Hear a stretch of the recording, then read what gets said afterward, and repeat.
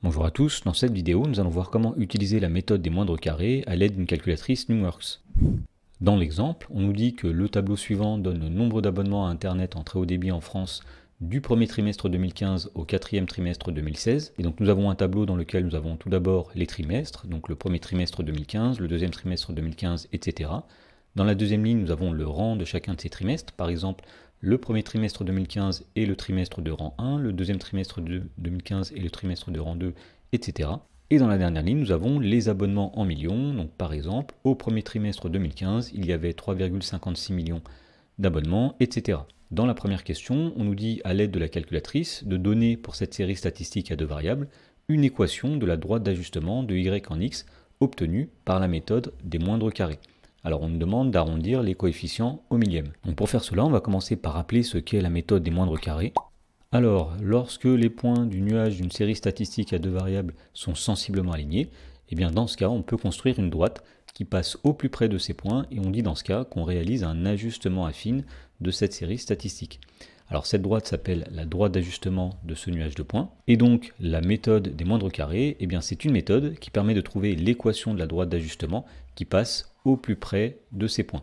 Alors en pratique, pour utiliser la méthode des moindres carrés, on utilise une calculatrice. Alors nous allons voir comment faire cela à l'aide d'une calculatrice Numworks. Donc tout d'abord, dans le menu principal, nous allons chercher le menu qui s'appelle régression, qui est ici.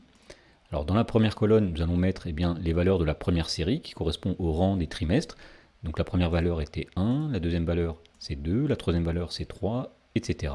Voilà, une fois que ça c'est fait, on va compléter la deuxième colonne avec les valeurs de la série Y, les abonnements. Donc la première valeur c'était 3,56, la deuxième valeur c'était 3,63, etc.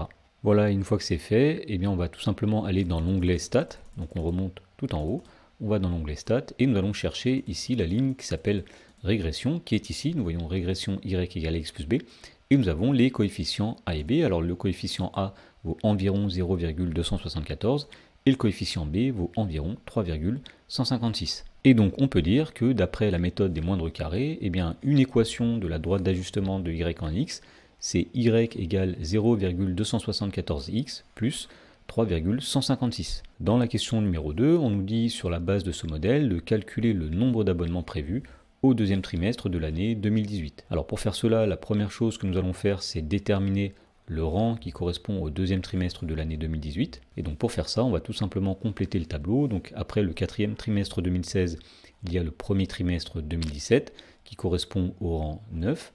Ensuite, il y a le deuxième trimestre de 2017 qui correspond au rang 10, etc. Et on constate que le deuxième trimestre 2018 correspond au rang 14. Donc pour calculer le nombre d'abonnements prévus au deuxième trimestre de l'année 2018, nous allons tout simplement remplacer x par 14 dans l'équation précédente, autrement dit, y est égal à 0,274 multiplié par 14 plus 3,156.